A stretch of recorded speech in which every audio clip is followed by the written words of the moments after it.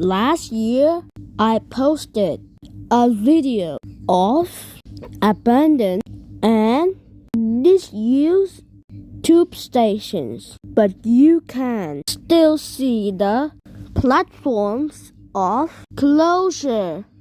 These 3 stations are closed the same date. Date closure September 30 of 1994. That almost reaches next year, 1995, but it's just the 9th month of 12. And I thought these 3 are abandoned. That's all for part 1. Part 2 coming soon.